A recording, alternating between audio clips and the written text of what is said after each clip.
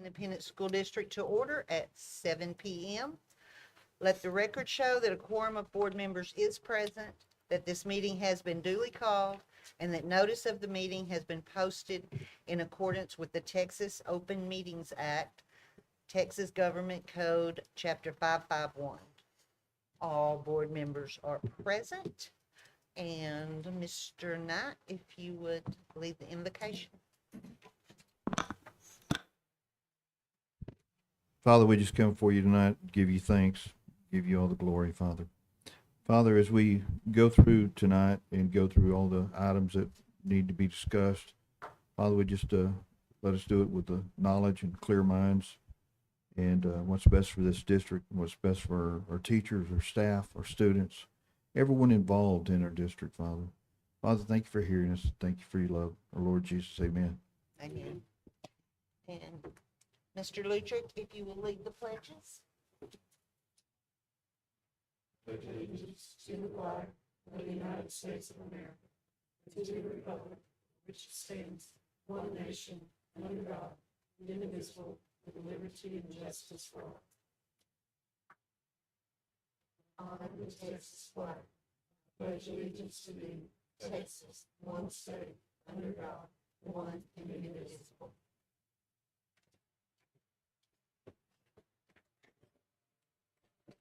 Okay, and next we will have the superintendent's report. I don't have a lot for you, but just to give you a couple of dates to put on your calendar. We have our Back to School Bash on Saturday, August the 2nd from 8:30 till 11:30 at Red Oak High School. As usual, it's going to be a great big event, so anyone that can come, we would love to have you there. Coffee Talk, the virtual Coffee Talk with Superintendent is going to be Wednesday, August 6th at 7:45 a.m. Even our last one, even though it's during the summer, we've had great attendance. A lot of people coming on, trying to find out what all is new going on in Red Oak and just getting some questions answered. So I'd love for y'all to get on if you could as well. Elementary School Meet the Teacher is Tuesday, August the 12th from 6 p.m. to 7 p.m. at each elementary campus. Get there early to get a parking spot. First day of school is Thursday, August the 14th, and also the next mobile food pantry is Thursday, August the 14th at 4 p.m. here at the ESC. And just, it's a little bit farther out, but to put it on your calendar, Meet the Hawks is Wednesday, August the 20th at 6 p.m. at Red Oak High School Competition Gym. And that's all I have for the update. Okay, and open forum, we have Mr. Arthur. Come on up. And when you come up, just state your name and we'll have a timer back here for you. I'll be way less than that. Thank you, Superintendent Stanford and board and staff. My name is Matt Authier. I do live in Waxahachie, so I'm not a Red Oak taxpayer, but I'm running for House District 10 State Rep.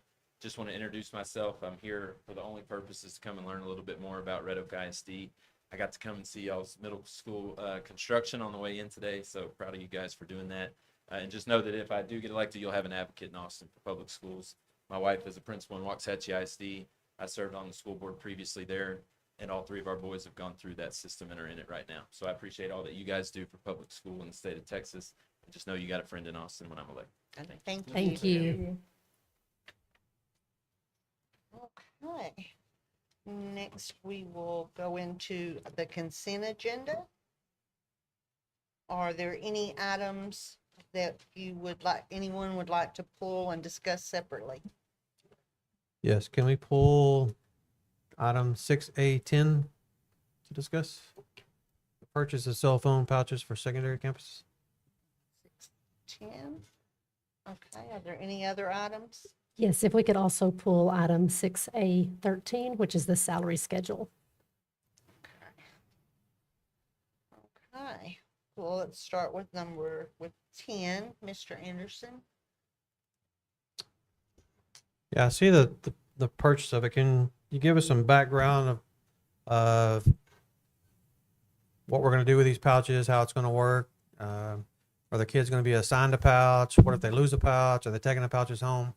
How is this going to work at our campuses? Absolutely. Mr. Cordero is prepared to answer those questions and give you a little summary on that. Well, good evening, Board of Trustees, Board President, Superintendent. I brought my shoes, but I didn't bring my dancing shoes, but I'll do the best that I can to dance to your questions. So I'm passing around an executive summary. I'll go through that really quickly, and when I'm finished with that, if there's still questions, I'll take those questions. So first of all, Governor Greg Abbott signed House Bill 1481 into law. We do know that there's some school districts prior to now, for maybe up to 10 years, they've banned cell phones in the school district. So banning cell phones in school districts is not something new. But for the state of Texas, when Governor Abbott signed that into law, that's all 1,000 school districts-ish in the state of Texas. Red Oak ISD, of course, plans on enforcing the personal ban of devices during the school day. It applies to every grade level, pre-K all the way to 12th grade. We do know that at the elementary level, the students, there's not really an issue. If students go to school with their cell phones, they're usually in their backpack and they're never taken out.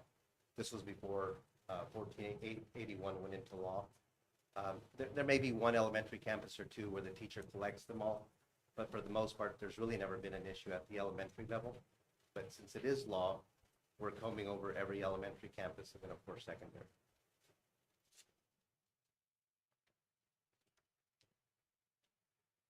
So devices must be turned off and stored in backpacks. So that's really all kids pre-K through 12. But of course, you're going to slowly start gravitating toward secondary as I go through this. So with that, secondary students, they can have their cell phones on the bus. They can have their cell phones on the way to school. But right before they enter the school building, their cell phones need to be turned off or in airplane mode and stored in their backpacks. And I'll get to the pouches in just a second. This doesn't just apply to cell phones, it applies to smartwatches, earbuds, and other electronic devices. So headphones, there was conversation of, well, can a student use a smartwatch just to tell time? They cannot use a smartwatch to tell time. If they have a smartwatch, it needs to be stored away as well with any other electronic device that they have. So it ensures minimal disruption. And that's why up to about 10 years ago, a lot of school districts, certainly in Texas, but around the country, started banning cell phones. Maybe local policy with board of trustees, because they saw that with students with their cell phones, there was a lot of distractions, from TikTok to filming fights to just being on their cell phone when teachers were teaching and not really being active with the lesson.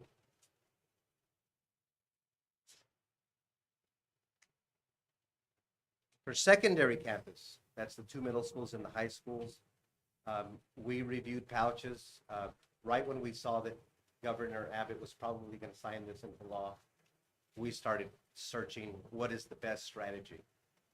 Initially, we didn't just gravitate toward pouches. I pulled the secondary principals, I pulled other folks, I talked to cabinet, and I said, well, if we're not going to go to pouches, what is the one strategy that we have in our back pocket that's going to ensure that when there's 150 teachers at the high school, that we don't have 150 different ways of ensuring that the cell phones don't go away? What's an example? Let's just say we don't have pouches.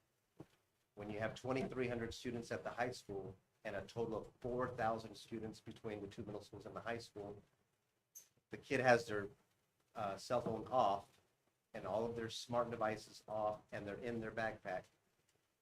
What if they decide to go take a restroom break? What if it's one of those days where there's 25 teachers at the campus that are absent, approved absences and other reasons, and maybe there's a substitute that feels, well, if I just let them use their phone, maybe they'll behave.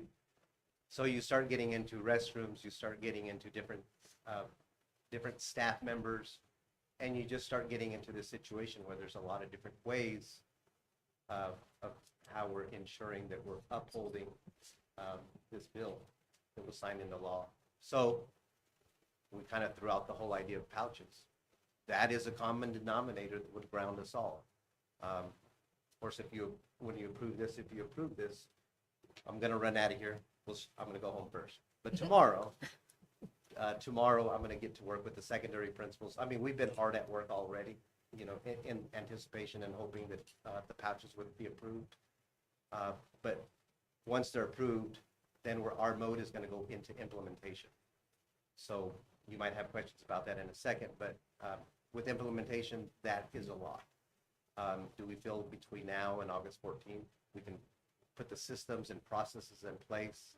Absolutely, we could put those in place.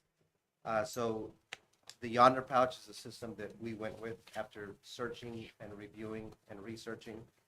The devices will be locked before entering the building and then unlocked at the end of the school day. So kid gets out of mom's car, gets off the school bus, they lock their pouch. Once they lock their pouch, they themselves cannot open the pouch. It's a specific magnet that opens the pouch. So then they store it away in the Yonder pouch. There's enough room for their AirPods and their smartwatch if they have other devices. So once it's in there and it's stored, it just stays in their backpack for the rest of the day. And then once we get ready to hit 420, we'll have a system in place, and I'm just going to throw a random number at you, but we'll have folks in place in the Hawk's Nest. And of course, now you're thinking Shaw and Rom's. There'll be places for them too. And we'll have maybe the high school cafeteria. We'll have the magnets scattered in multiple places so that within 5 to 10 minutes within that, we can unlock 2,300 pouches or 4,000 secondary pouches. And so we feel very good with Yonder. They've been very supportive. Yonder, the company Yonder has actually been around for 10 years. And when we talked to them the other day, they were like, by the way, this isn't our first rodeo. We've been working with school districts for 10 years. So we have all of the lessons learned. We know from 10 years ago what worked, what didn't work. And then as recent as last year, some schools that came on board, what worked at middle school campuses, what didn't, what works at a high school, what doesn't. And so I stand in front of you now feeling very confident that we can unlock 4,000 devices within a matter of minutes at the 3 secondary schools.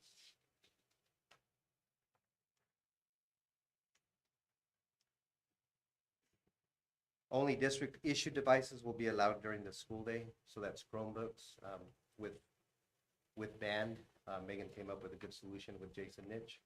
They're going to issue iPads, so that kind of takes care of band. We know that there has been some concerns from some parents about students that may have medical issues. Well, the good news for the secondary campuses is, and all the campuses, we are always in communication with the nurse in terms of any issues that a student may have, and this being medical issues that they may have. So if a student has a 504, or a student is diabetic, or just a student has a documented reason of why they need to have their phone, we're not going to take their phone from them. We're going to work with the parents. We're going to work with the administrators on the campus. We're going to work with the nurse. And if the student needs to access their phone every 15 minutes of the day, they'll have access to the phone. In fact, Yonder, the company Yonder, while some of those, the pouches lock, some of those are sealed with just Velcro. So if a kid has a phone, they can put it in the pouch and it's just Velcro. So once they want to take it out of the pouch, they can just un-Velcro it. And if we need to do a plan B, in other words, the Velcro is not enough for that student, or, because their medical condition is really that severe, we'll work with the families. Health is everyone's #1 priority, so we're not going to jeopardize a kid's health over the law. We're going to uphold the law, but we're going to make sure that we prioritize the kid's health. That's the same thing with IEP accommodations that, where an IEP is written and a certain device has to be used based on that IEP. Accountability and enforcement. So the pouches are not cheap. They're about $30 each. So if a kid if a kid damages their pouch or loses their pouch, it's the same thing as a Chromebook. If a kid comes to Mr. Howe and says, I lost my Chromebook, or I broke it, or I went swimming and it's in the swimming pool, it doesn't work anymore, then there's going to be a fee. And, the student's going to be held accountable for paying that fee. So we're going to hold the student accountable for paying that $30 for that pouch before we give them another one. And we're working with Christy Watts, the secondary principals and others, Cabinet today and Cabinet last week, on just exactly what those consequences look like. And at the next board meeting, a big part of that board meeting is designated for you to be able to see what those consequences might be if a student damages or loses their pouch.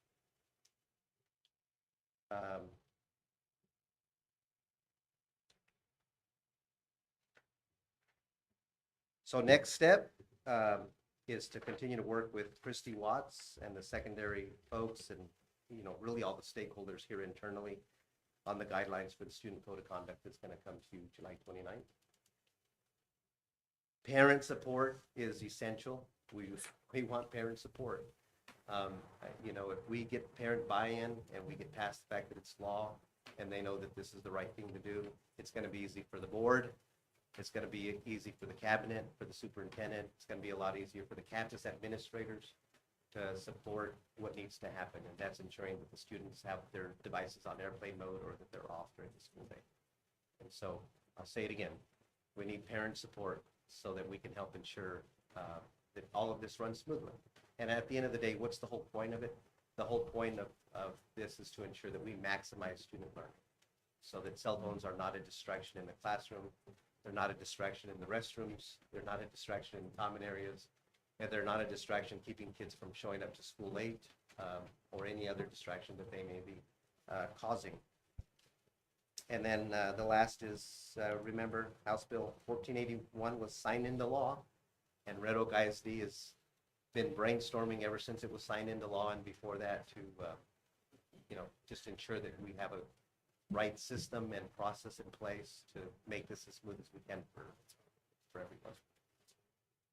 Trustee Anderson, I don't know if that answered your questions, but I'm ready to take some questions. So get your dancing shoes on. So how are we going to ensure that, one, the kids have their phone in the pouch?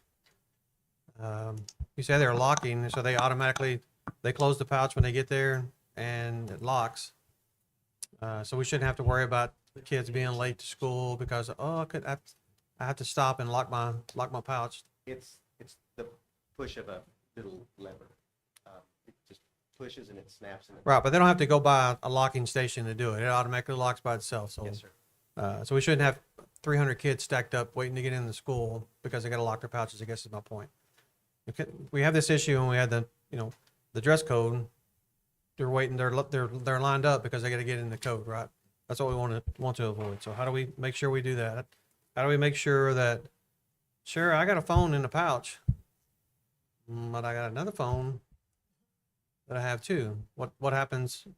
Is that part of your discussion for July 29th?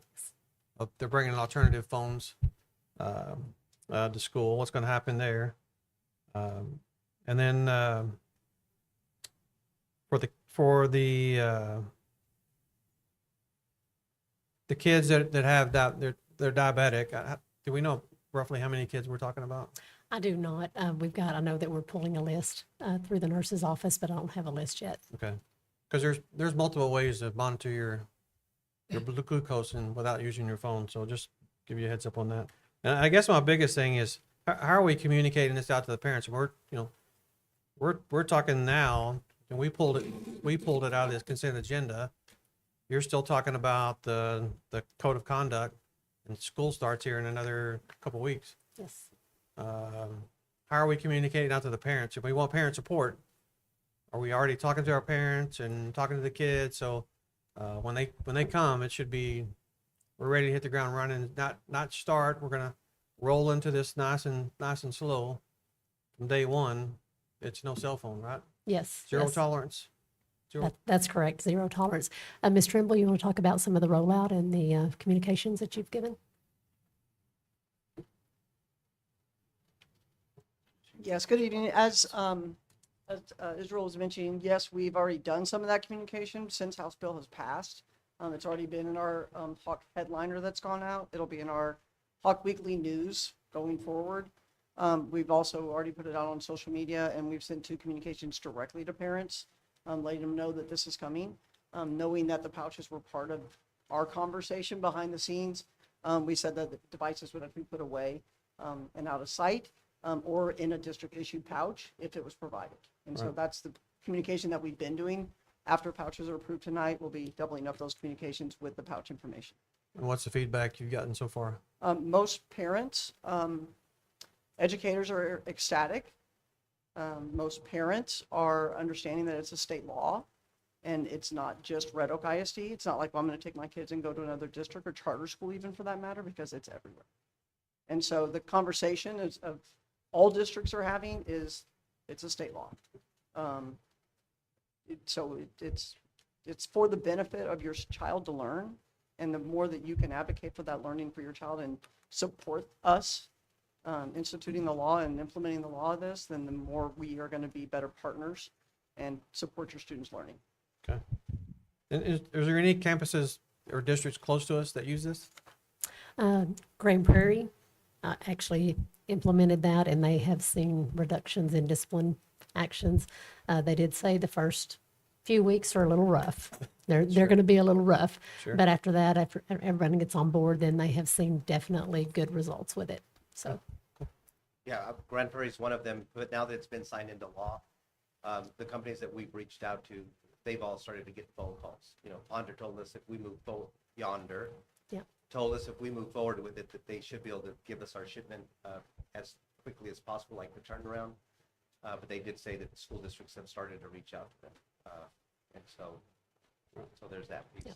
You know, and I just want to say this, will there be a few hiccups along the way? You know, I like to tell folks, we're going to fail forward. It's a huge shift with 4,000 students. Well, we're talking about the whole district, but right now I'm talking secondary. It's a huge shift to say you no longer get to use your phone during the school day. So will there be one or two students that take a backup phone? Will there be a couple of students that, you know, try to go around what we're trying to do? But we're going to act swiftly. We'll find out who they are. You know, we'll take care of the situation, and we want to get out of the gate with a home run.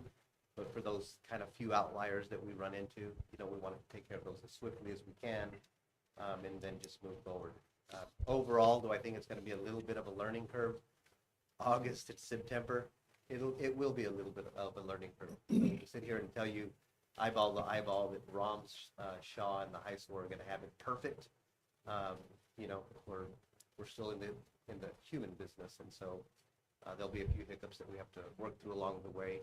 One thing that is going to help us, just in case there's a question about that today, is the weapons detection system.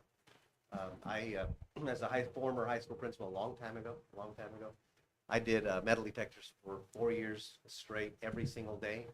If there's one thing that does when you're checking for ID badges in the morning and you slow the flow down in the morning, if you slow it down, you actually kind of control the culture and the energy that comes into the building.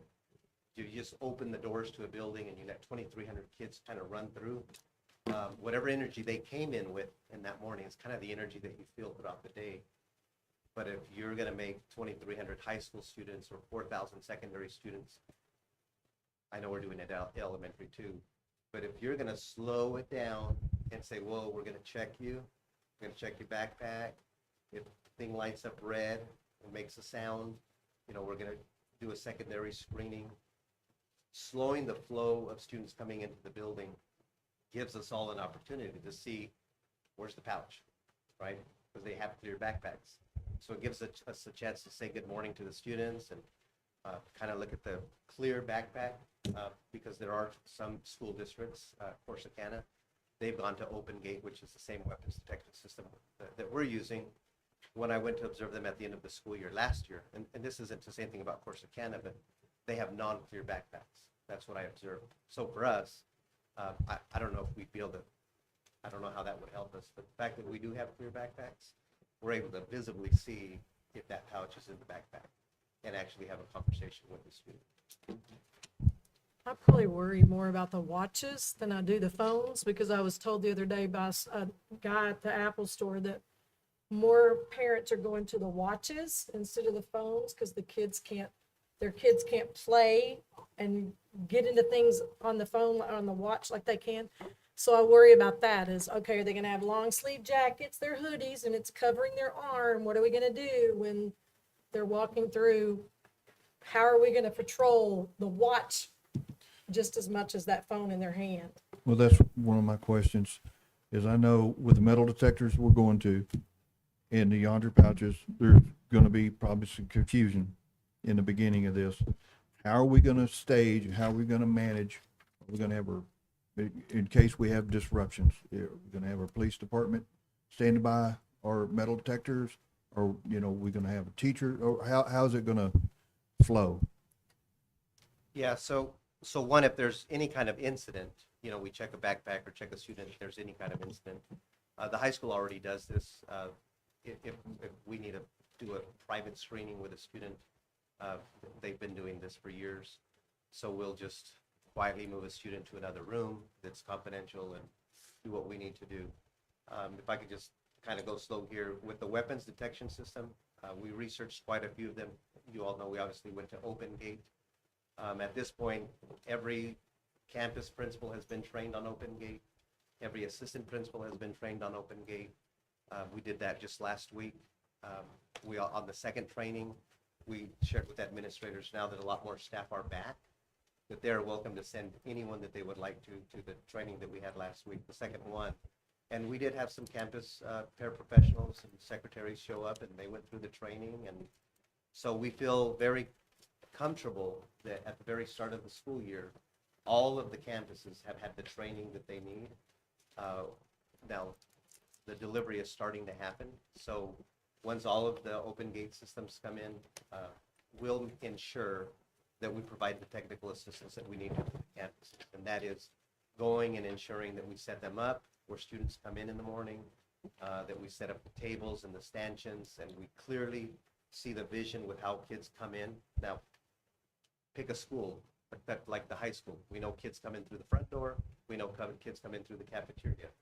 So now with Open Gate, it may tweak things just a little bit, but we already know where kids come in at all of the schools. So now it's just creating that vision of, okay, where does the stanchion go, the table go, and then it's just ensuring that we have the right coverage. One example, if I could just go back to Corsicana, we went and visited Bowie Elementary School. They had 3 entrances. The first entrance, which was the main entrance, there was one police officer that was there. And the main reason that I went is I wanted to see how young scholars go through and what their anxiety may be. And that the police officer knew every single student by name. So he was, good morning, Isabel, good morning, Lily, good morning, John.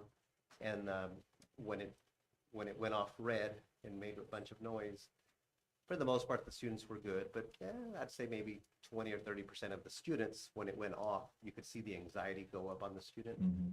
But the police officer knew every single kid by first name.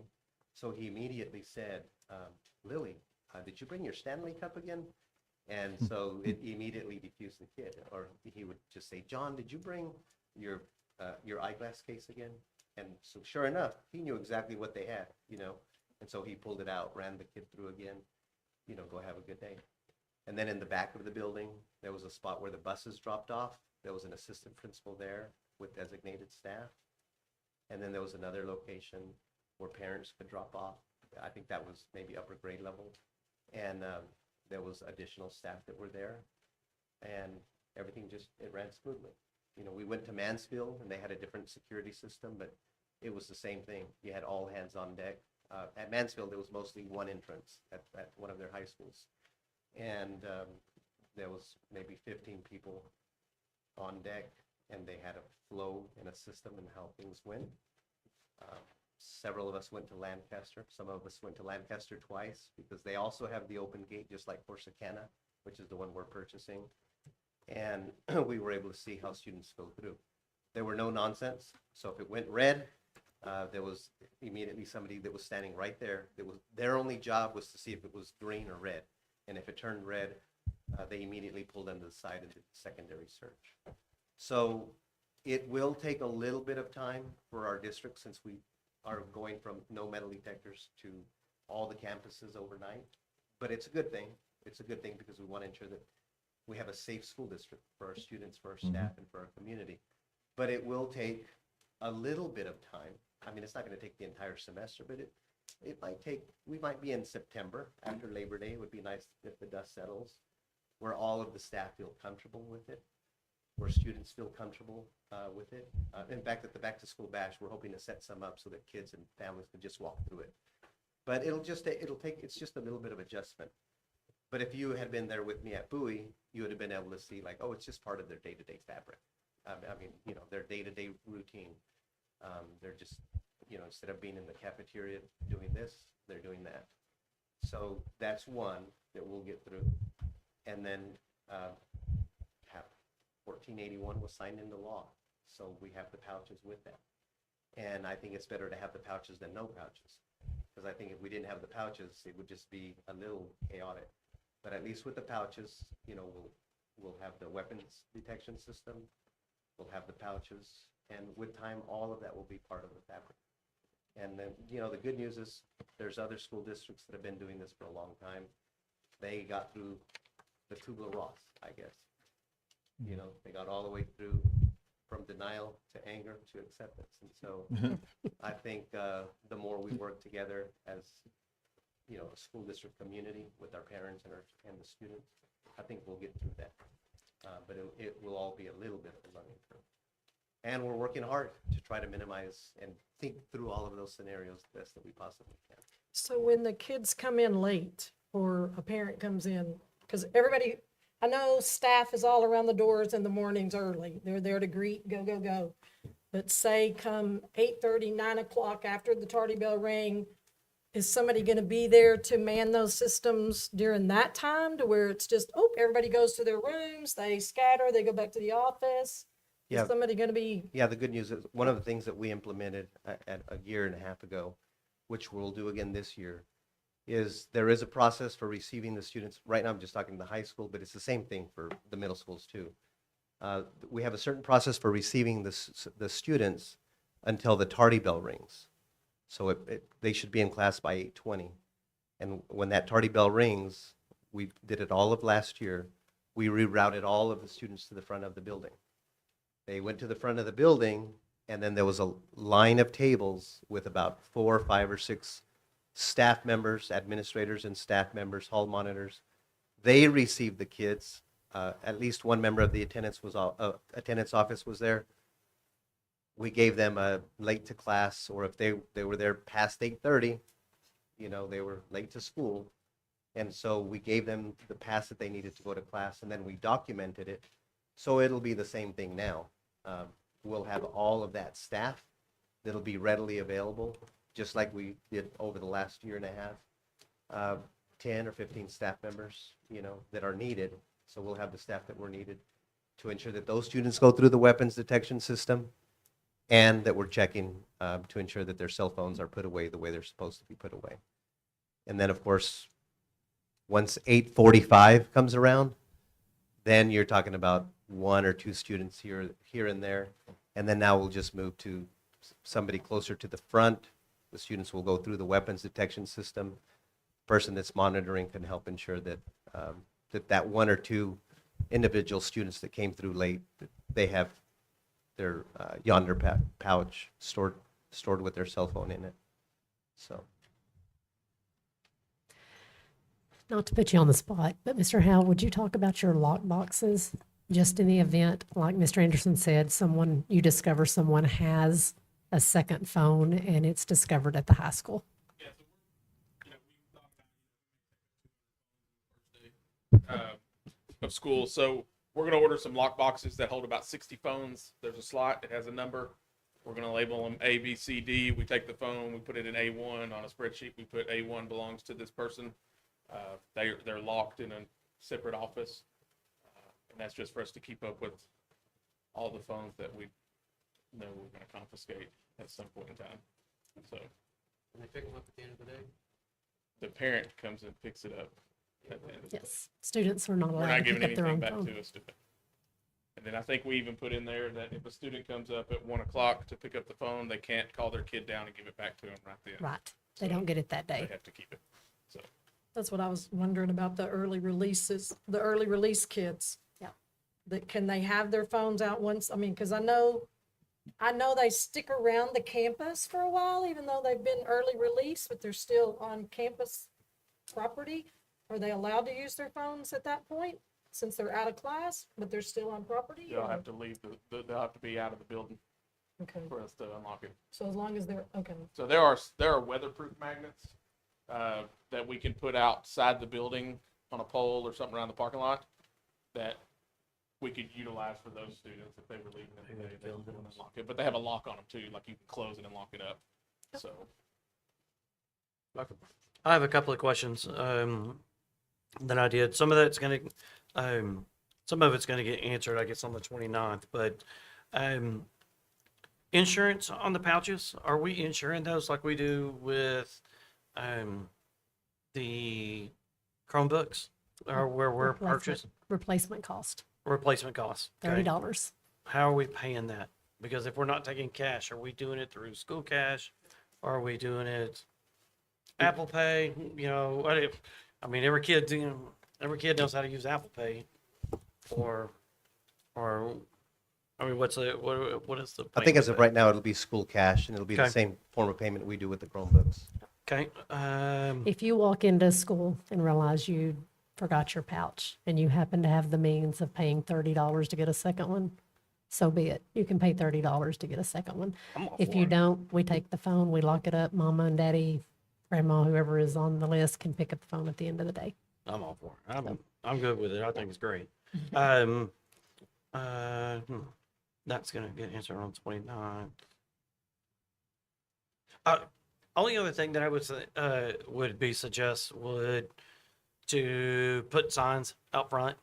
Remember, even if we get something, I don't want to say something nice, metal or something that we could put, make sure you have your yonder bag, lock, time to lock up your phone. I'm sure Ms. Trimble can figure out some cool little slogan that we can, yeah. But just a big sign out front, as their parents are dropping them off. Same thing, hang one in the front, one in the back, that just says, no phone, make sure you have your pouch, otherwise you leave it. That would be just something that I would Good suggest. suggestion. Most of the districts that we visited did have visible signage, so we can get with Beth and share with her, some of the exemplars that we saw and see what we can come up with. Yeah, out there where we, big sign have the hockey on the field. marquee, we put it on the marquee. Okay, I guess just in the last thing I had was issue. What are we doing about issuing those? I mean, There's going to be a process kind of similar to how we do Chromebook when we issue them because they are numbered. They will, I think, Mr. Anderson, you asked that question too, but there's a specific number, so they will be issued those. We're talking about schedule pickup. They're kind of doing the Chromebooks, but it depends on if we have those in time to do it during that time. So they're going to be working through how they come down to get those issued. sounds good. Yes. The rest of that'll be answered on the 29th. Yes. Anybody have any other questions about the yonder, are they called yonder pouches or yonder bags? Yonder pouches. They're- Pouches, Yes, okay. yep, that's it. Mr. Luter. I have a question related. I'm assuming this issue of pouches and the law was not, when we were doing budget, I was not part of, we were not thinking about this necessarily. So Correct. this is a big expense. Yes. So what's not going to get purchased? Actually, there's not anything that's not going to get purchased. We have different funds set aside for emergency situations, and then we prioritize what we have to spend those funds on. So it will come out of that. It was pushed to the priority list. Okay. And the other thing I wanted to say is I think that a lot of this is very important. I think it's good to emphasize that it is law. Don't lecture the parents over it's better for your kids. Right. Because you're going to get in an argument maybe over that.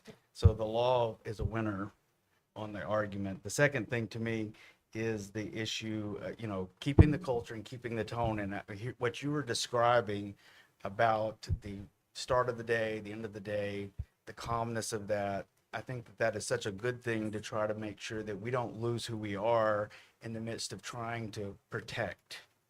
Because while we need to protect, we don't want to start the day in animosity every day, whether it's the issues of phones or whatever that's going to be. There's enough that's dividing our educators and our students without having to have just bad feelings. So if that is the way, and I'm very happy to hear that, I think you're on the right track for doing that and have experience there. And so I trust that very much. But I think it can be a very positive thing. It doesn't have to be a negative. And thank you for taking that approach. That's what, you know. Thank you. Thank you. Anybody else? Don't be a slouch, have a couch. Thank y'all. Thank you, Ms. Cordero. What do you say? Okay, and the other one that was Ms. Sanford that you pulled? Yes, I'm going to have Dr. Johnston to talk about the salary schedule. Where, Do we need to vote on that? Because we pulled it? no, it'll go back into the consent agenda. Okay. He's going to talk about the salary schedule that is being presented to the board in the consent agenda. We're proud of some of the things we were able to do, and so he's going to discuss some of that with you. Well, thank y'all, and good evening. If you remember back when we adopted the budget in June, we pretty much adopted the budget based off of the known factors, which are mainly the prior years. Because the legislative session just ended when we had to develop the budget and put it out in the newspaper. You had to do that 10 days before it came. And so we didn't really have any salary increases in there at all. Indicated that we'll come back once we have a little more detail. And so after factoring in all that information, the additional basic allotment and some of the other allotments, came up with a salary schedule that's twofold. Number one, the state did say that certain teachers get either $2,500 or $5,000 over their prior year salary. So we created the salary schedule to show that. All the other employees, the non-teaching staff, weren't given any dollar amount by the state. So trying to factor up all the numbers, came up with that we think we can give $2,000 per individual as their increase from last year to this year. The only caveat or exception right now is we're kind of waiting on this Friday to get the property values from the Ellis Cat because the homestead exemption is going up. So based on the numbers I'm using right now, we are okay. So hopefully that'll still be the same. And so that's allowing us to cover all these salary expenses plus some of the other needs that have cropped up since the June board meeting.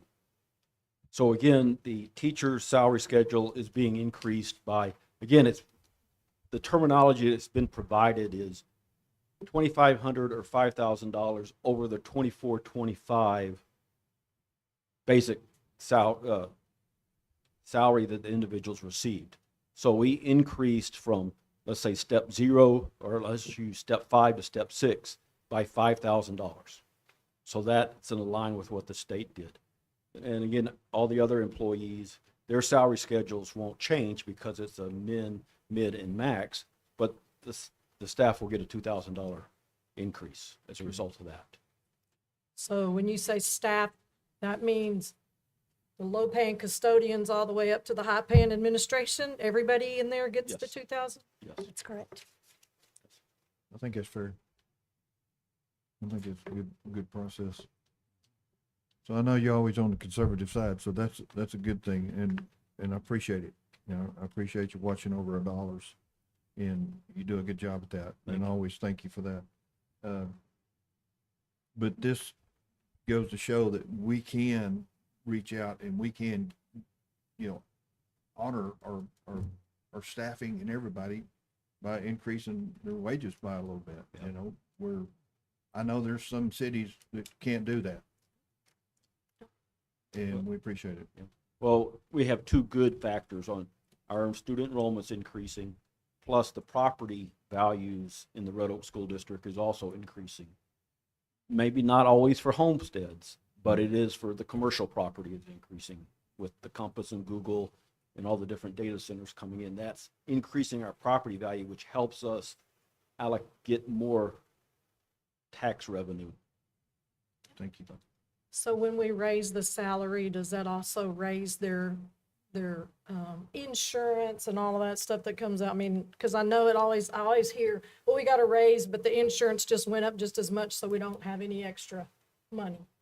There was an increase in insurance, but it's not near that. that there wasn't, and that's going to be for everybody that takes the insurance. Okay. And it's not based on their salary, it's just a premium based on their plan. This insurance goes up, or mine always did. Every year. I don't remember a year it never going Every up. year. But this will more than cover it, for sure. Anybody have any other questions for Dr. Johnston? Okay, thank Thank you, you. sir. Thank you, thank you. Thank you. Sir. Okay, so now we will back up and are there any other items on consent agenda that we need to pull? I'll just ask that those items be put back into the consent agenda for the vote. Okay. So do we have to make a motion to do that, or did you just do it? I just did. Okay. Okay, but I do need a motion to approve the consent agenda. I make a motion to approve the consent agenda as presented. Second. That was a motion by Mr. Knight and a second by Mr. Sebring. Yes, ma'am. Okay, all those in favor say aye. Aye. Opposed, same sign. Motion passes 7-0. Thank y'all. Okay, now we will have a discussion of the official delegate and alternate delegate designation for TASB Delegate Assembly. As y'all know, each year we ask that someone volunteer for, to be a delegate or an alternate. This year, I believe that the assembly is going to be in Houston. Is that correct? That's correct. Okay, and we had kind of talked about who might want to do it. So do I have a nomination for delegate? I make a motion that we delegate, for the delegate, Sean Kelly.